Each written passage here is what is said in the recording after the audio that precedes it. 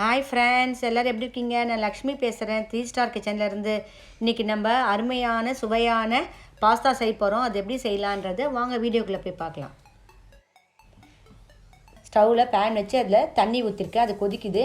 இப்போ அதில் நம்ம எடுத்து வச்சுருந்த 500 கிராம் பாஸ்தாவை இதில் போட்டுடலாம். பாஸ்தா போட்டவுடனே நல்லா கலந்து கொடுத்துருங்க, இல்லைன்னா அப்படியே அடி பிடிச்சிடும். இப்போ இதில் 1 ஸ்பூன் உப்பு போடுறேன், நான் பாஸ்தாக்கு 1 ஸ்பூன் எண்ணெய் போடுறேன். அப்போ தான் ஒன்றுக்கு ஒன்று ஒட்டாது. இதெல்லாம் நல்லா கலந்து கொடுத்துடலாம். 5 நிமிஷத்துக்கு இந்த பாஸ்தாவை நம்ம மூடி வச்சிடலாம். பாருங்கள், இப்போ இது வெந்துடுச்சு பாஸ்தா நல்லா. இந்த தண்ணியில் நம்ம வடிகட்டிடலாம். இப்போ பாஸ்தாலாம் வெந்துடுச்சு நம்மளது. பாருங்கள், நான் பேனில் வந்து பட்டர் போடுறேன். ஒரு 3 ஸ்பூன் பட்டர் போடுறேன். 2 ஸ்பூன் எண்ணெய் போடுறேன் இதில். இப்போ இந்த பட்டரும் எண்ணெயும் நல்லா சூடாகட்டும்.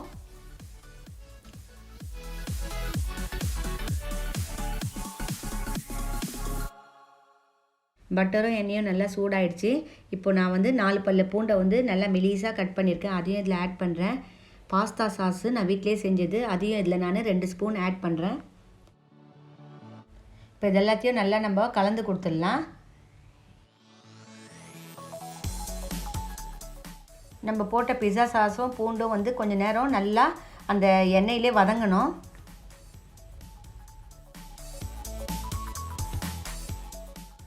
இப்போ சாஸ் ரெடி ஆகிடுச்சு. நம்ம வேக வச்ச பாஸ்தா வந்து இதில் ஆட் பண்ணிடலாம். இப்போ இதெல்லாம் சேர்த்தப்புறம் நல்லா நம்ம கலந்து கொடுத்துடலாம்.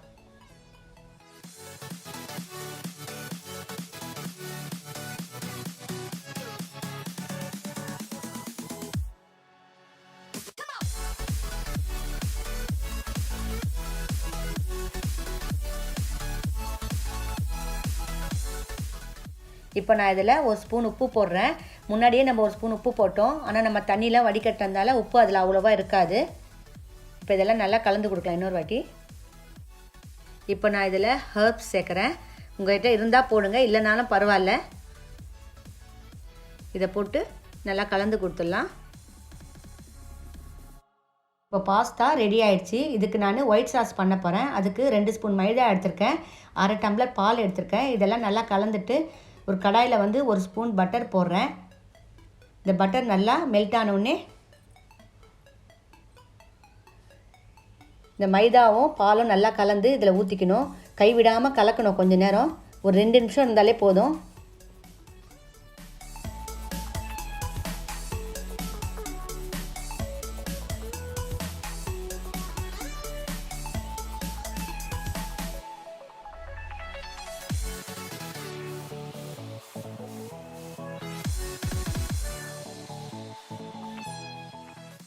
இதில் நான் 1 ஸ்பூன் பெப்பர் பவுட்ரு போடுறேன்.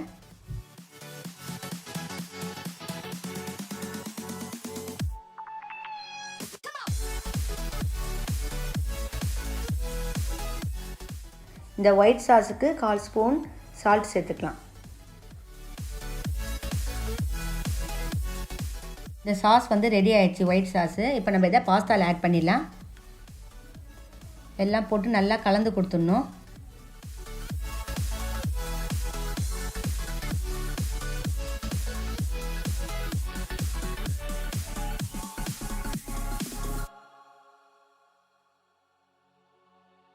இல்லை, நான் சீஸ் போடுறேன்.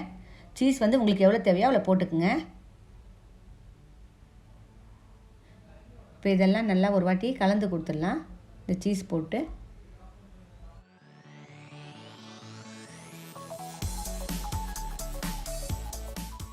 எவ்வளோ சீஸியாக இருக்குது பாருங்கள். பாஸ்தா நல்லா சூப்பராக ரெடி ஆகிருக்கு. இதே மாதிரி நீங்களும் உங்கள் வீட்டில் செஞ்சு பார்த்துட்டு டேஸ்ட் பண்ணுங்கள். இந்த வீடியோ பிடிச்சிருந்தா லைக் பண்ணுங்கள், உங்கள் ஃப்ரெண்ட்ஸுக்கெலாம் ஷேர் பண்ணுங்கள். என்னுடைய சேனலை சப்ஸ்கிரைப் பண்ணுங்கள், பக்கத்தில் இருக்க பெல் பட்டனையும் கிளிக் பண்ணுங்கள். அப்போ தான் நான் போடுற புது வீடியோலாம் உங்களுக்கு உடனுக்குடனே அப்டேட் ஆகும். தேங்க்யூ. நெக்ஸ்ட் வீடியோவில் சந்திக்கலாம்.